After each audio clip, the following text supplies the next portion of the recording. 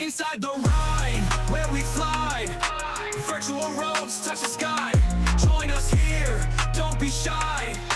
Inside the ride, yeah, we hide. Welcome to Inside the Ride, podcast by MyWhoosh. I am one of your hosts, Cy Bradley. I've been cycling racing bikes for as long as I can remember, and for the last 7 years, I've been dedicated and working in cycling esports. This is a brand new show dedicated to MyWhoosh riders and cycling esports enthusiasts around the world. You can find us across YouTube and many different podcast platforms. And don't forget, of course, to check out our Facebook, Instagram, and other social media platforms to keep up to date with all that's going on here at MyWhoosh. Across the different episodes, we're going to give insights into new events, new features, maybe some inside info on upcoming features and other cool stuff. There's going to be tips and racing, training, and we will also be getting some awesome guests into the show. These might be elite athletes, exceptional coaches, or industry leaders in the world of cycling and cycling esports.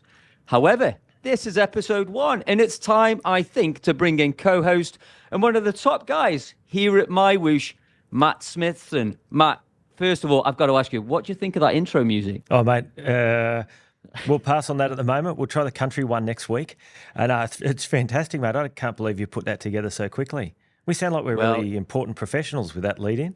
He did sound rather pro. I have to say that was put together by AI. I am no music producer, but it's amazing what AI can do now. And just a bit of fun with that over the weekend.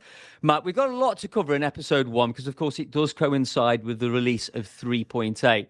But before we kick off with all that, can you give the listeners and viewers a bit of background on you and your role at MyWhoosh? Yeah, for sure, mate. Look, I'm overexcited today. We were on the come down from SRC last night, so bear with me, everybody. It's a super big day here on Mondays after finals.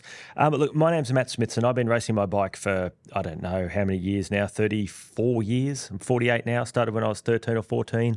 Never missed a season, became involved in indoor cycling many years ago. I used to sit in front of the garage wall and stare at that, as no doubt people have heard me talk about before.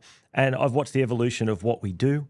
I'm lucky enough to look after all of the esports, the game operations at MyWhoosh and all the events that we see. And I've got a fantastic team, which you're certainly part of, Sign, and a key member of, based all around the world. I live in Abu Dhabi, where MyWhoosh is based.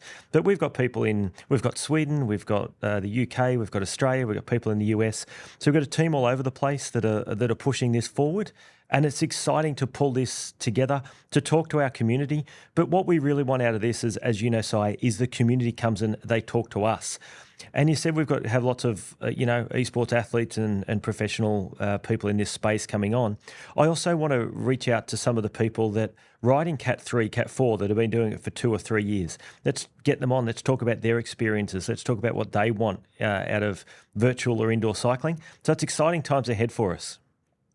Yeah, absolutely. I think you're right. I mean, I've only been MyWhoosh a couple of months now. I think we've been working together, Matt. But I've obviously been aware of the platform for some time when I was working over on another podcast, and that's one thing I've seen. We are really a podcast for the community. You know, I see the comments on Facebook and other social media channels as well. You and I both get direct messages from members of the community as well. And being able to put those things in place and action things that the community want is what really excited me. And, truth be known, Matt, I reached out to you and said, hey, I want to be involved in this project at MyWhoosh. How can I help and support and be involved? And you very graciously, found me a role here at MyWhoosh, which is fantastic. But why don't you give us, I think that the platform was established in 2019, if I'm right, but why don't you just give us a little bit of background on MyWhoosh, where it came from, why it was developed and so on? Yeah, look, originally 2019, I wasn't here. I was around, I think I joined in early 21. Look, I think the platform was around originally, it was to... the UAE is very, very big on health for its citizens, I suppose, whether you're a local or somebody that lives here on visa or working here. It gets quite warm here in the summer, as you know. To keep that going, it was a really good idea to be able to have a free platform for the community to be able to jump on and ride their bikes, because cycling is a really big thing here. There's cycling parks everywhere and everyone's getting a bike, and there's more Colnagos here than I've seen anywhere in the world. So it's a pretty cool environment for cycling, and I think originally the platform was to support that and the growth within the UAE. About 21 when I started, the business realised we had what I would say is a global product. And so it was a matter of getting the right staff and the right people at the right times to come in and help bring that, I suppose, bring what we had to what we have today and where we're going in the future. So over that time, we've had SRC come on, we've put all the verification things in place, we've done the UCI, we've got World Championships coming up in, I think it's 6 or 7 weeks from now. We've got semi-finals a week or two away. We've brought in daily events, we've brought in running, we've brought in all the avatar changes, all these new dynamics changes we'll talk about today. So there's been so much work going on, and it's been so fast-tracked. What we've done from where we were literally 3 years ago to today, but from the last 12 months to today, if you've gone away from the platform, come back and give us a try. The changes are astronomical. I truly believe it's the best platform out there. I'm not saying that. I love some of the other platforms too.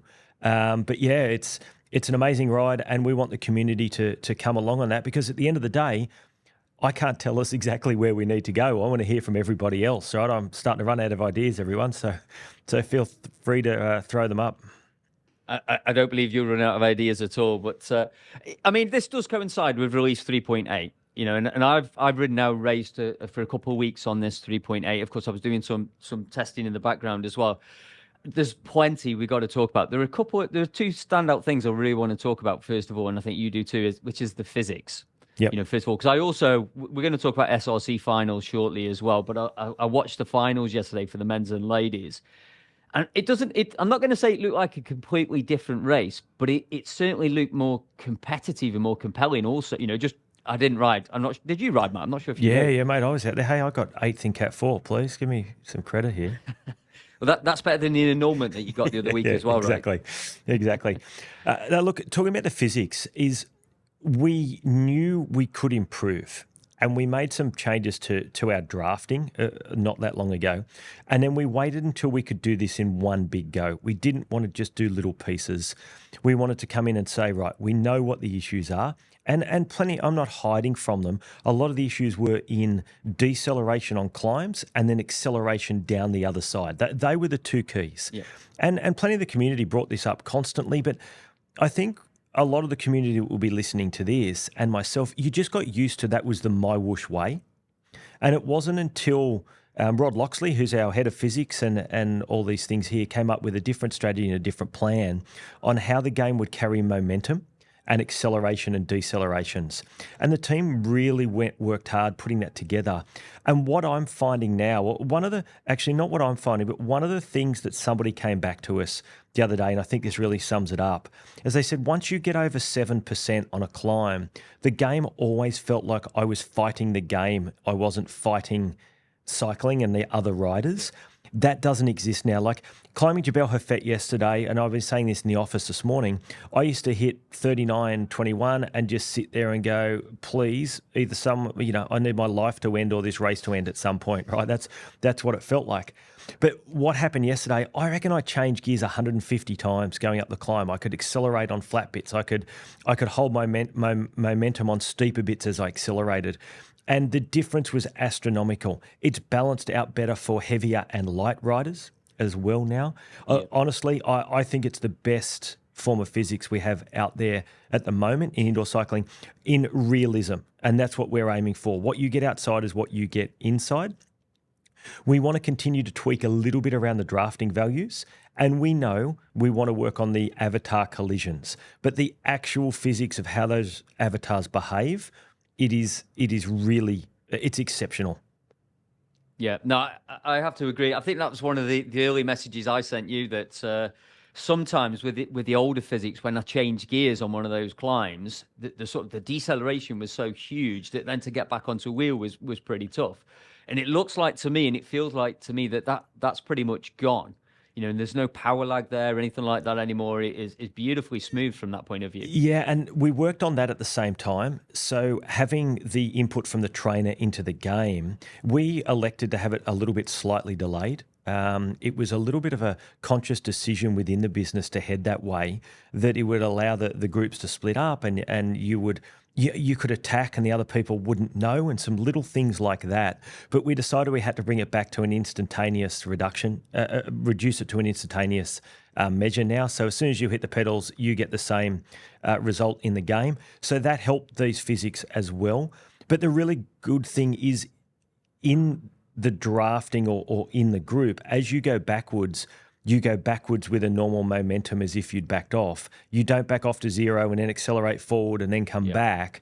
So if you actually go off the back now, you can't just sprint and get back on. You have to build and maintain your momentum. So it really is like if you go out the back in a normal bike race. You can close gaps on downhill if you go hard enough. The sticky watts and things that are reported elsewhere, they just don't work under this anymore. Knock yourselves out. Try that stuff. It doesn't gain an advantage in the game, and to me that says we've got it right.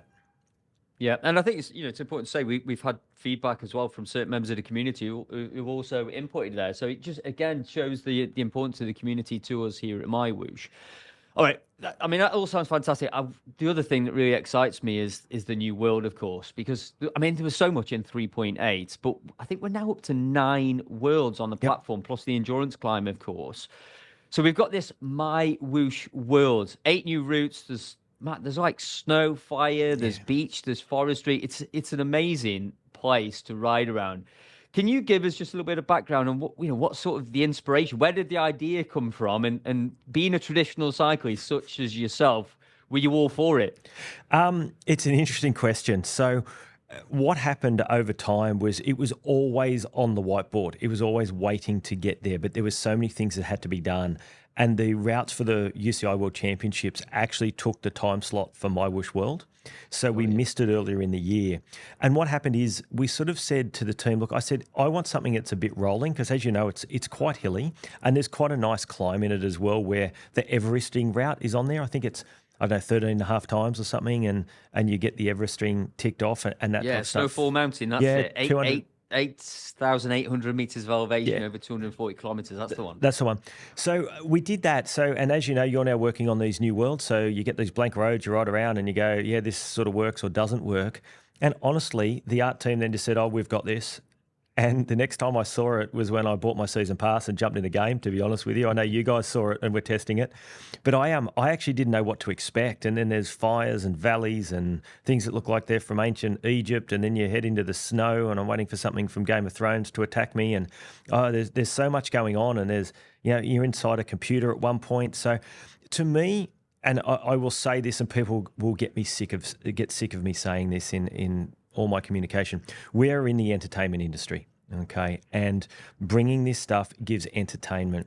And so combining this with the season pass, it gives people, a reason to jump on. I want to explore, I want to see. And we will, and I'll commit this to the community, we will continue to roll out new worlds. We may update some old ones. We may close down old ones at some point, but we will continue. It is a core strategy of MyWhoosh to continue to roll out new worlds. Yeah, no, that's phenomenal. I must say, my favourite routes on there is the Frostfire Vale. Yeah. It's achievable distance and elevation-wise. I think it's like 36 kilometres or something, 600 metres away. So it's quite rolling, but it's just a really enjoyable course, that much variety. The local... And I've said this with other people I've spoke to, that for me, what this world represented was sort of this collision of gamers and... I'm not so young anymore, but my kids love it. Visually, my kids love it, and they're gamers. They're on Fortnite and FIFA and all sorts of different esports games. Yep. And they love what they're seeing, and they're like, "Hey, how do I get involved in that?"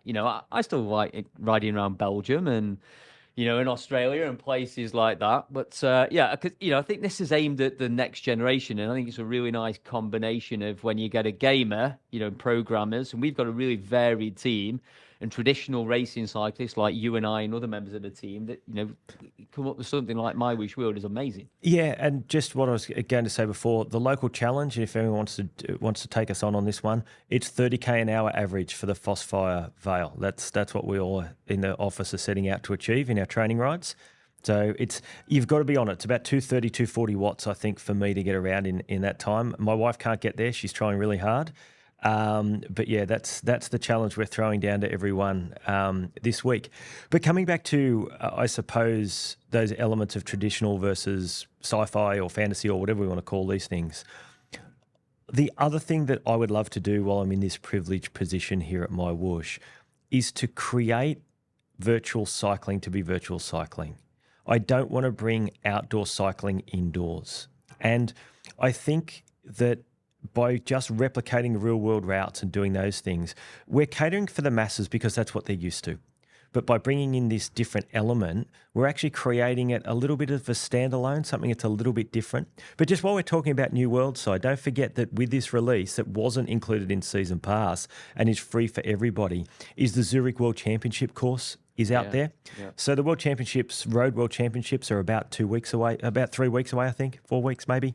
And MyWhoosh is a key sponsor of that now and trying to build a profile and showing, we understand and support cycling as a whole. And so we've got the exclusive rights for that. So the loop that is being done, I think it's 26 kilometres in Zurich. You can jump on and ride. It is metre to metre correct. And let me tell you, it is absolutely brutal. Anybody that's getting around there for 9, 10, 11 laps, like seriously, it is. If anyone thinks a sprinter is winning these world championships, they've got another thing coming. I can't get around a lap without going, I've had enough here. It climbs for about 15, 16 kilometres pretty much, and then just fires itself back down to the bottom of Zurich. Get on and have a go, everyone. It's not only good graphics, it's a really, really tough course.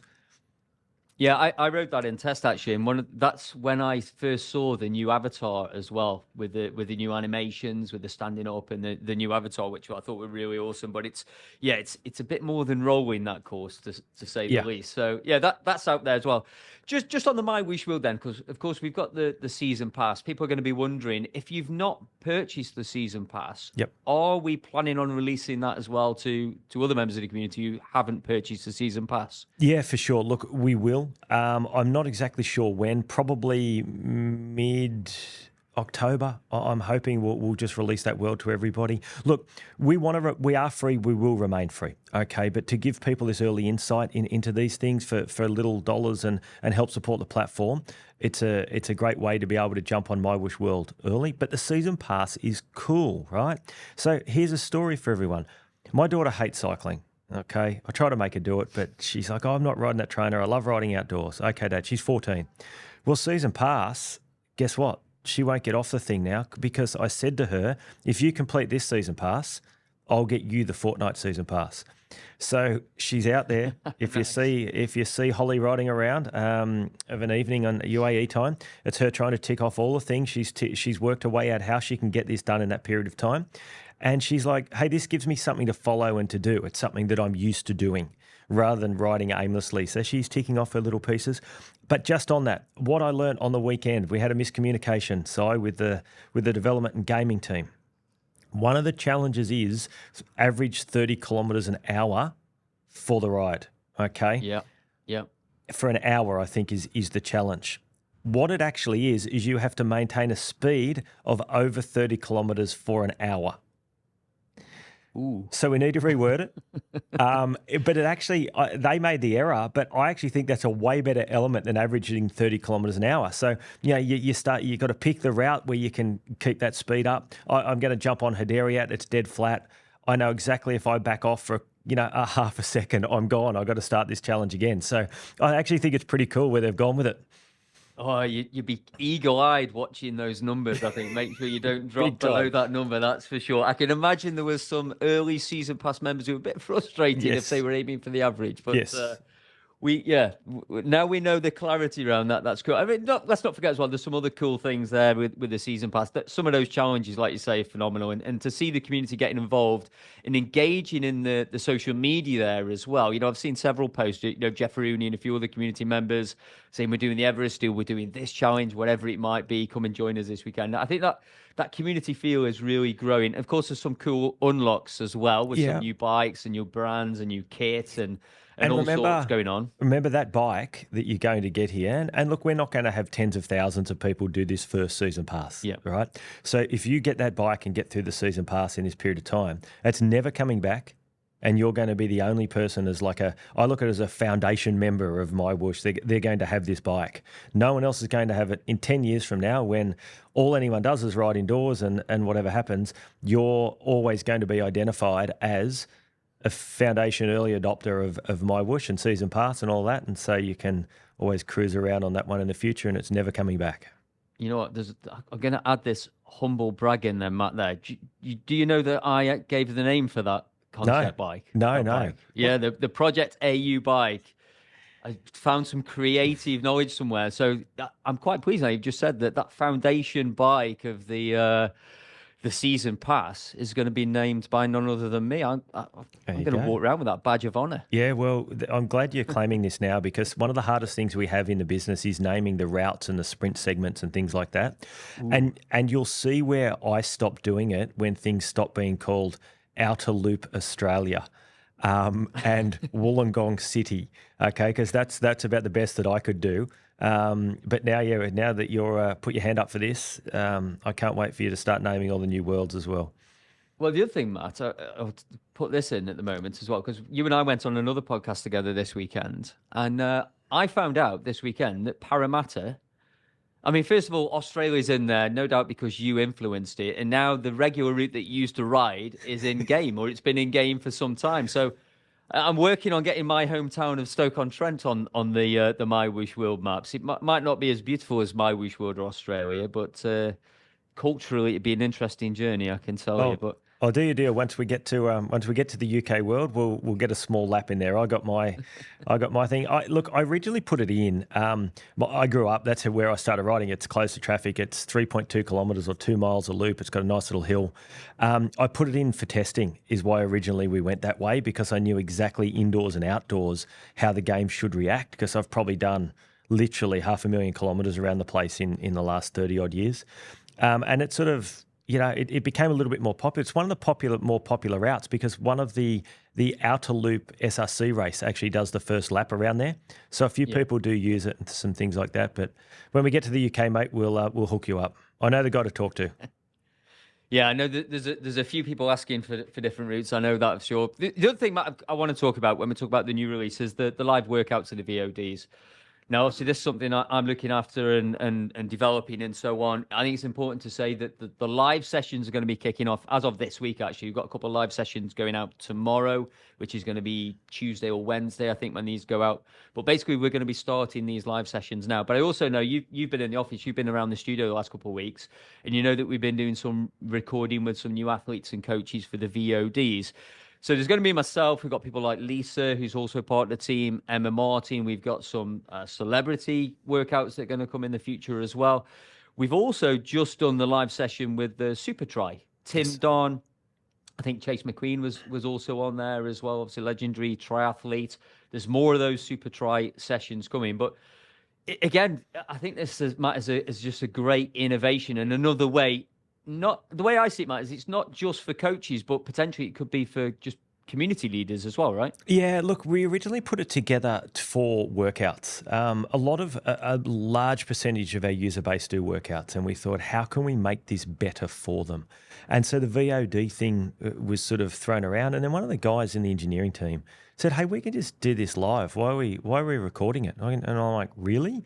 And he's like, yeah, we can do it, no problems. And anyway, a couple of weeks later, back they come, and here's one of them riding a bike in a lab, and I'm like, can we really do this, and will it work? And they're like, yeah, it's fine. So we released it a little while ago, but as you know, we haven't sort of pushed it. We wanted to do a few other things first.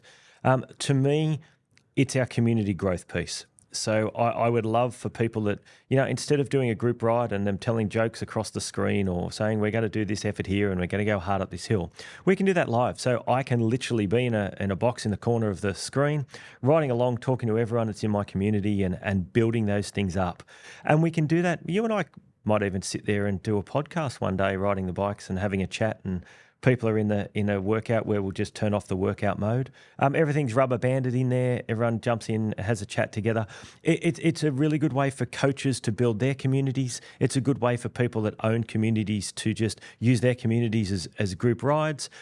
People that want to talk about sport, someone could get on there and do a daily review of the Giro next year or the classic season or whatever happens. They can be riding along and the group can join and they can do a live show.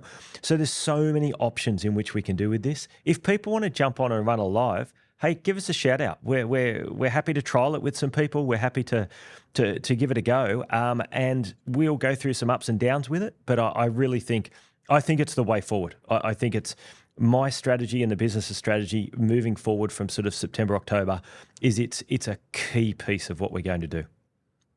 Yeah, absolutely. You're going to see more of this. I think we've seen some media posts out there currently. But again, just reach out if you want to get involved, whether you're a coach, community leader, ride leader, maybe an event organizer, and you want to just communicate to your athletes as, as Super Try you're doing currently as well, then go and check out both the live sessions, basically when that live session goes red on screen, you'll see that there's a bunch of live sessions about to go or happening now.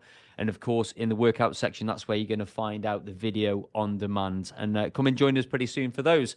Matt, we've got to talk about events. We just mentioned Super Try there, of course. Let's talk about some MyWhoosh events. We've got the MyWhoosh Classics, which is still rolling on. And I think we've extended those. In fact, we've added more times because of the popularity. We know riders want to get on and race these sort of shorter format, flatter points races that we've got. So they're happening on Wednesdays and Saturdays. Just go to the website and registration.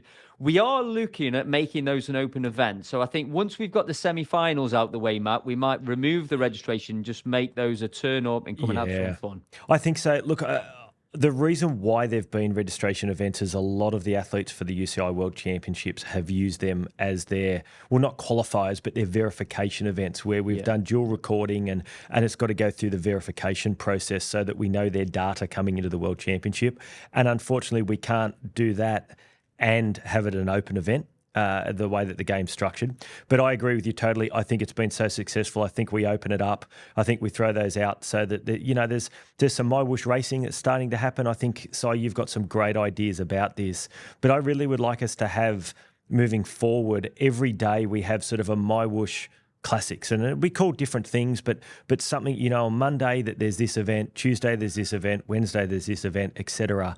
I think the broader community racing we will build over time, but I think these style of events, and we'll throw some verification things into them as well.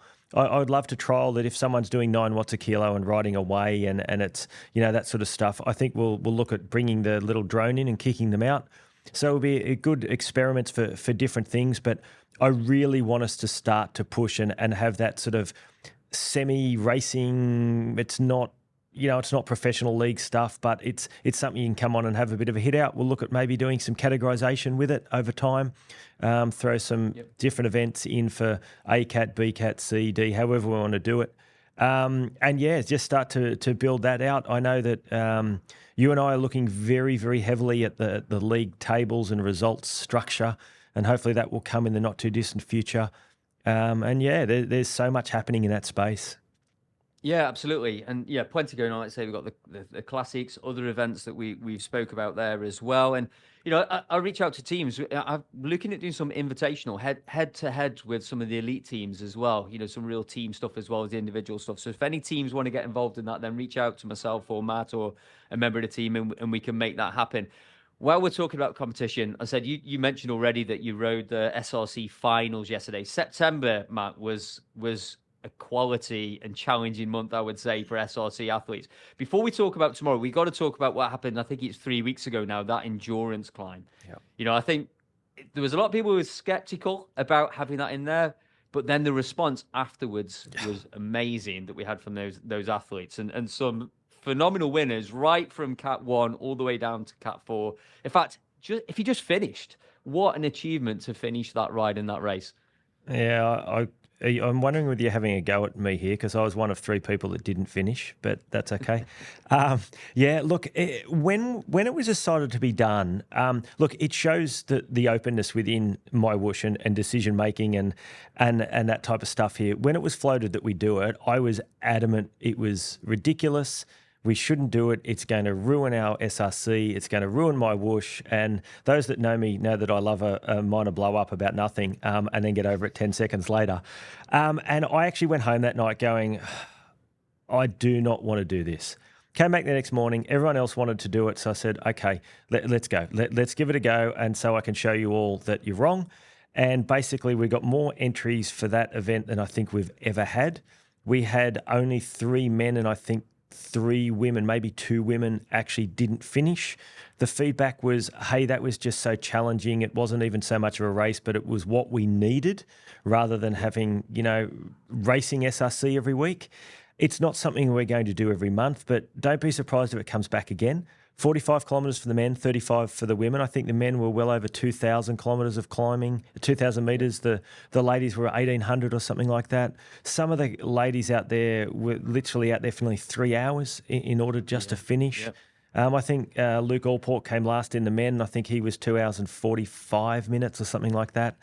It was exciting. And then we rolled on from there for a few other it was a really solid month. It was a solid month. I've done that much of it lately. I'm so excited by it. I can't remember what was the week before last that I was out there for as well, where my trainer dropped up. Heritage Climb. So Heritage Climb was cool because the new physics and dynamics were in. And so Heritage Climb goes up and then flattens and up and then flattens. And that's where we used to really see the poor accelerations. And my trainer broke on the start line. So I had to change trainers and get going. I jumped in with Cat 3 and held on for a little while. And so that was super exciting and the feedback was great. And then yesterday we hit Jebel Hafet for the men, and the ladies went Paso Alto. Great racing all around. What was interesting in the ladies is Paso Alto has historically been, it's a long climb and historically been challenging for your heavier rider. And we've got that balance better. So the lighter and the heavier ladies were right up there. So Ella Vink, who is at the front of Cat 4 now, she rode really, really well. I think she ran second or third. And so that showed she didn't really get hammered with the weight. And some of the other ladies, like one of the local ladies, Filipino ladies here, Angel in Cat 3, I think she's 50 kilos. And I think she was 5th in Cat 3, which is exactly where she usually finishes. For the men, it was brutal out there yesterday because we were hitting these little climbs on the way out to Jebel Hafet, and we're actually accelerating and racing each other over these climbs at 7.5 watts a kilo in Cat 4. So it became real bike racing yesterday. I was thinking the whole time, I need to be at the front. I need to be here. I need to be there, where I don't usually do that. So it was super exciting. And the best part is Jason Osborne didn't go past me like I was standing still. When we got to the top, they hadn't caught me. Cat 2 didn't catch me. It was only Cat 3 that went past. So I'm pretty happy with that. Yeah, that's always a sign of a good race when the yellow jerseys don't hunt you down. So I'm also Cat 3. I keep negotiating to try and get myself Cat 4, given my fitness levels at the moment. But one of the guys insists until I do a new power passport test, I've got to stay in Cat 3. So that's the way it is. I've just got to get fitter. Yeah. But you mentioned Jason there. I mean, Jason has had a really good month. I think this is him sharpening the tools for the UCI Worlds, I guess, because I think he's had 3 or 4 victories this month already. Yeah, look, I'm probably speaking out of school here a little bit, but we see the numbers with the verification. The verification goes through, I think it's 18, 19 tests, and we see everything. And, oh, boy, I'd be frightened to race Jason at the moment. But we get to see the historic versus the new, and he really is. He's doing some special things at the moment. I wouldn't say he's unbeatable, but he's certainly stepped it up. Has he stepped it up too early? Would be the question. I know some of the top men certainly are out putting the big hard yards in. I know Lionel, the coolest man alive, has been out in looking trendy and cool at Alpe d'Huez and out doing some altitude stuff up there. So I'm sure Lionel's going to come back and hurt everybody shortly. I know Michael Kleminski's been out doing a lot of longer stuff as well, getting prepared. So who knows what phase they're in. And the other thing is the World Championships are a very, very different course. But just before we finish up on the SRC and talking to the community, there's a lot of things that are brought up about categorization and all of those things. And I thought a good opportunity in our first show is to have a little chat around that. So our verification, as everybody knows, it's, there's primary to secondary, and we can see, whether you've improved. We see your heart rate to power. We see so many different things and so many different tests we have in there in the game. And we also have some tests around historic how hard you were going versus whether you weren't going very hard. And I won't go into the details of that, but we can certainly check whether you were on your limit or not in that event. So shout out to everybody that gets dropped. If you want to go down a category what you're better off doing is racing as hard as you can to the finish. Because if you're dropped early on the climb and then roll up there at 125 beats a minute at 180 watts, male or female, we just go, oh, they gave up. So we don't really know where your level's at. So keep pushing to the end is my number one thing there. Number two, there's category limits, and then there's also athlete limits. So there's category limits across all different time zones. It's got nothing to do with your Power Passport test, and it changes from week to week. So we will change those categorizations. We'll also then look at the athletes, and there's some scores around how difficult the course is, how easy the course is. Is there a big climb? Is it flat? Is it whatever? Now, we're having to redo all of those because the new physics is showing some different things. It's not about how many races you win. You could run 5th, 6th, 7th, but there'll be things that are flagged in there that we go, that person is better than that result. We can get people that have run first and we go, gee, they might have still won by 20 seconds, but they were really lucky they did something right in that game. And you have a look at someone like Philip Graves. Phil gets great results at way less watts per kilo than other people because Phil drafts really well. He knows the ins and outs of the game. He knows where to position himself. There's all of those things. So I just say to everybody, if you think you're in the wrong category, let us know. But we need to see that you are absolutely on your limit. The hardest, though, for everybody, just while I finish on this, is those that are between categories. And we'll take Nick Squally from down in Melbourne. He's one of those people. And Luke Allport as well, our mate. He's in between Cat 3 and 4. We put him in Cat 3, he runs last. We put him in Cat 4, he wins. Squally's the same. You put him in Cat 2, he runs 35th. You put him in Cat 3, he makes really, really good short power. He wins Cat 3. Lisa, that works for us. Lisa's the same. In Cat 1, she gets annihilated. Cat 2, she wins. So everybody falls in and out of these things. And we just ask the community just to follow along. Let us know what your thoughts are. People are not sandbagging. People are not cheating. We're catching that out. People are not staying in there because we like them or we're their friend. We actually do all this with no names on it. The names are taken out for verification. The names are taken out for categorization. And we look at numbers. If anyone thinks we can improve it, send us the suggestions. Yeah, I think it's one of those things, right? You can try and put a solid line in, in terms of numbers. And it's, we know that is flexible and moves dependent on the categories and so on. There's always going to be riders in that grey area. There's always going to be riders close to that line and that boundary either side, and we just got to try and be as fair and honest as we can with that, I guess. And I mean, just coming back to, I'm just looking down the top 10 of both the men's and ladies. I'm just focused on category 1 for now. It's like a who's who of elite cycling esports athletes down here at the moment. And it's really interesting to see where the athletes are in terms of their finishing position. I'm also seeing, if I look down that list, because of the new physics change, you mentioned Phil. I was really interested to see how Phil goes on with the new dynamics because he's so good and knows the game so well with the old dynamics. It was really interested to see. He's clearly done some work because he's still getting, a similar result and positioning really well. But you can see in the results that it might be the training, it might be where they are in terms of preparation for the Worlds, but it also might have a little bit to do with just adapting to this new physics that we've got at the same time. But it's really who's who there. I want to just talk about the prize money.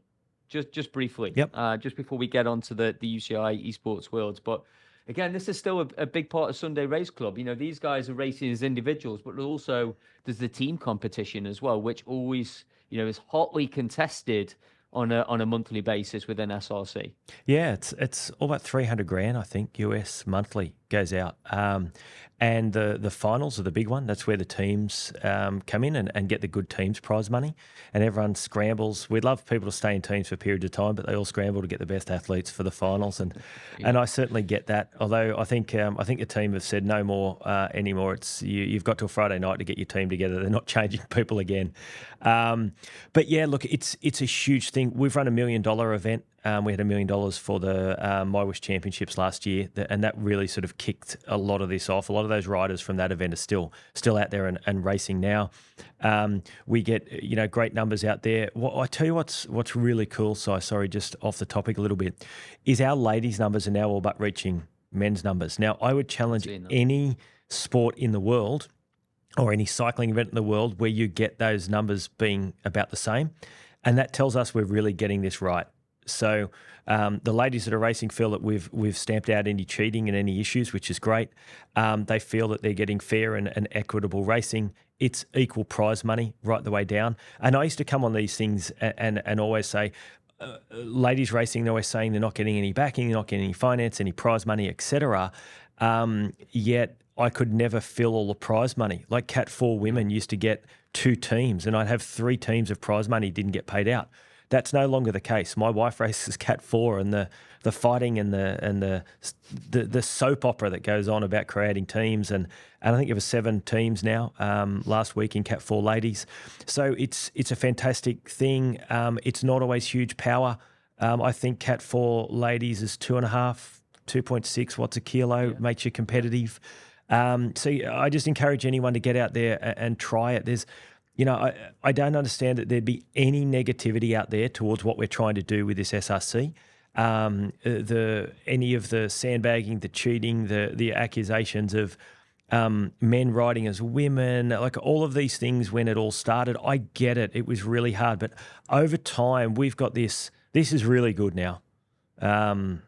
Get out there and give it a go. Anyone that's critical of it, give me a call. And we'll step you through the process, do your power passport testing, and get you out there, get you through the verification, and you'll have the time of your life. All we do in work is Mondays talk about it, and all I do with my mates is talk about it leading up to Sunday. So, get on it. Yeah, Saturdays and Mondays are pretty stacked with SRC chat, I must say. Even in our teams chat and so on. Matt, we've got to talk about the 2024 UCI Cycling Esports World Championships to give it its full title.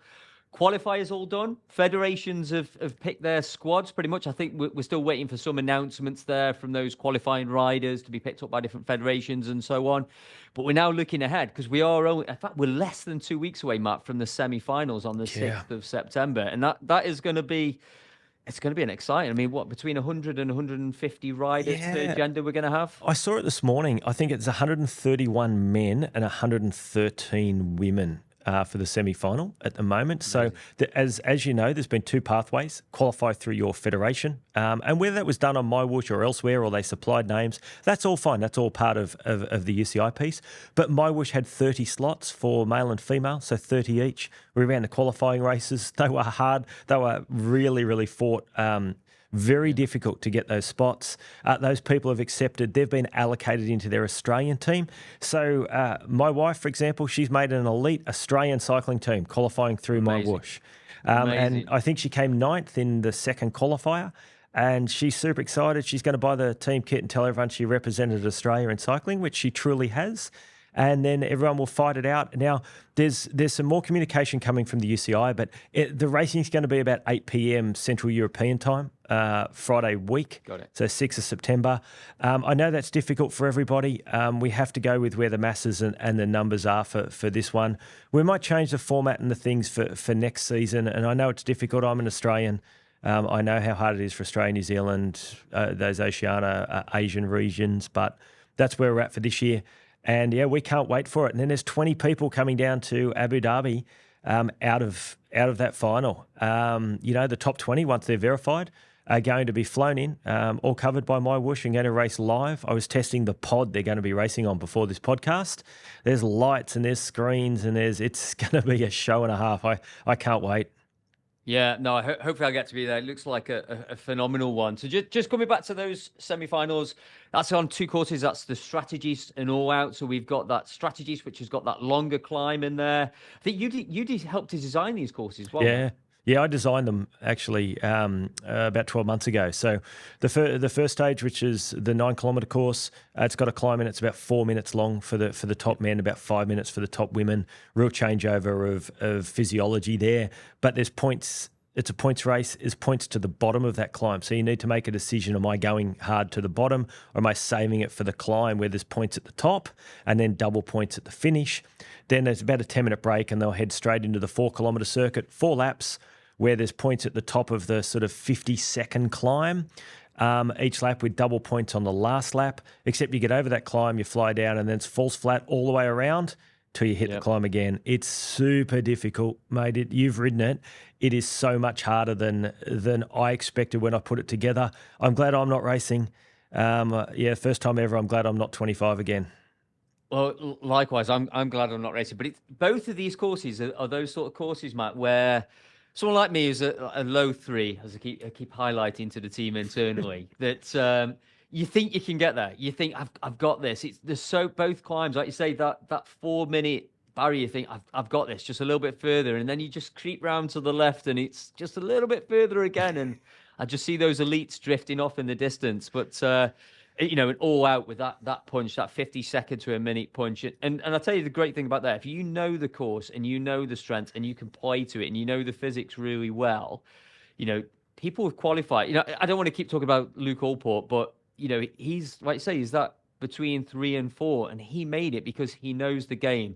He put it down to the wire. I think he was 10th in the final qualifier to get through, but he got through. Yep, on countback. Yeah, on count. Oh, really? On countback. On countback. Well? Yep. Wow. So it's going to be really interesting, and I'm not going to name any names. We've mentioned some of the elites already. Like I say, we're going to whittle down from 131 or 113 down to these 20 that are going to come to Abu Dhabi. With these 3 courses, because this is the first time in the finals when these riders are going to do all 3 routes, all 3 stages back to back. It's going to take the complete athlete with that sprint, with the climb, that 4 minutes, with that all-out punch of just less than a minute there. It's going to take a true cycling esports legend to lift that trophy and wear that jersey. Yeah, and that's why I put it together like I did. I didn't want, and I said this, and I don't mean this about JJ's a great guy, I didn't want a Jay Vine style person to win this. I didn't want it to be a watts per kilo monster. I sort of looked at Omnium on the track, Teams Pursuiter, really good criterium rider, something that everybody thinks they've got a bit of a go at. Like even at my age, I could probably slip into that 20 at the final, and I might pick up 14th or 15th at that sprint because that's what I'm good at. And on the third stage, I may get up that climb the first time, even with the best guys in the world. So I theoretically thought to myself, I could pick up 3 or 4 points here. So how do I open that up to the masses and have a different style of racer? It's power based, this one. If you need to make big watts, not big watts per kilo. And I think having that recover. Points pick up, recovery is going to be critical. For me, I think, everyone's going to think they have a chance with this because just the way the points are set out, that point section at the bottom of that long climb on the strategies, for example, it's so tempting. And if you make the right decisions there, you don't need to be a great climber to pick up some points on that route. So the other thing I need to ask you about, Matt, as well, is, we spoke about the prize money, we spoke about the competition, spoke about that, but I noticed you were in Italy recently. And then I saw the video that you went to the Elite Factory. Just the final thing before we wrap it up, because I know we're getting close on time here, but just tell us a little bit about the sort of the verification, what you've been doing with Elite. Yeah, so early on, we've worked really closely with the UCI to make this the biggest and the best esports that we can. We're doing it for the next 3 years. So we just thought we really want to make esports a standalone aspect of cycling. Full stop. That's our aim. And working with a trainer provider was going to be key. And so Elite came on board quite early, and we worked with the UCI and we said, how can we make sure everybody feels that they're equal when they get on stage in Abu Dhabi? And the easiest way to do that was to go to Elite, design a protocol that would replicate all of the things that would happen in the final for both men and women using their weight, their power, and run the trainers on jigs, get the results from those trainers, and amend those trainers, do all the software, do all the things that they can to make them read as close as possible. I now, after that process, and there's a good YouTube video we've done on that, I think we've got 30 trainers that read within 1% of each other and read within 1% of true accuracy. Now, that was done by the UCI representatives and MyWhoosh representatives, so we were there for a week. Now, there's 2 great things out of that. Anybody that jumps on that stage knows that they have equal equipment to anybody else that is on that stage. It's not done in your own home. It's not done with a trainer that came from a bike shop that's been dropped or using it as a test bike. Who knows what the history of that trainer is. Those trainers were locked as we left. So they've got the cable and a locking mechanism on them. They're not going to be opened until the day. We're going to power them up just to check, but they can't get turned over. There's nothing. They can't have a cassette fitted to them. They cannot be ridden. So we've done that now, so they're equal. But the thing that I want, and as a viewer from home, I want to go, the watts that these people are doing are real. I want to see Ollie Jones whack it up that climb at 7.5 watts a kilo, because that's the stuff I've seen in here in this lab, which was actually done in the same room that we're recording today. And I want to show the world that the numbers these guys make and the ladies make, they're real.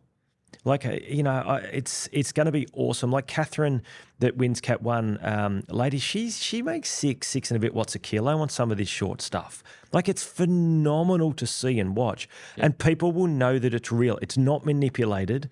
It's not increased for the show. It's not anything like that. And people might go, oh, well, those numbers are not that high. I can do this. Or people will go, oh, wow, this is true racing. And I literally think you're going to see numbers better than World Tour. Yeah, it's going to be phenomenal. And like I say, I know there's some videos out there where you've had some of the athletes in doing some testing previously as well. Matt, we are creeping up close to time here. Is there anything else that you just say to the community before we wrap up today's show? Just remember that two things. One, MyWhoosh is free, and there's been a little bit of conjecture around this with the payment of season pass I've seen online and some things like that. MyWhoosh is free, will continue to be free, and will be free. The core aspects, workouts, free rides, racing, community events, all of that stuff, it's going to be free. It's not changing. There's no ambition for it to change. Season pass and some little things like that, they help us keep the lights on, right? And keep us developing and keep working and all those sorts of things. It's never going to be huge amounts of dollars, but it's an early access and it's a bit of fun and it's that type of stuff. But I can say categorically, we're not moving to a fee model. A lot of people are saying, oh, now they've got the users because we've changed their prices. They're now going to put the prices in and they're going to do this, going to do that. Just entirely not true, everyone. Please, can we stop this? I've said it before and I'll say it again. There is no intention to change this. And the second part is the people you're talking to today, Si, myself, we actually are the people directing where this game's going. We're the people, and Lisa, and we've got Zach, and we've got Rod and Bart, and there's so many of us out there, and Phil that's doing all the customer service and replies on Facebook and all of that. We actually all get together a few times a week and say, hey, we want to do this, we want to do that. This isn't a faceless business. We are the people. So if you know any of us or can contact any of us and you want to change things, you think esports or cycling events or whatever we do can be better, give us a yell, because we're the ones that can push this forward. This isn't, some high-rise building that everyone's hiding in, you can't get access to. We're sketching up designs for new worlds as we speak. Tell us what you want to see. That's what we're here to do. And we're not going to change that. We're not going to become, people in an ivory tower that you never see and never talk to. We want to talk to you. We want to hear what you want to do. And we want you to say, hey, that's in the game because I suggested that. And that's really what I want to continue to push to the community side.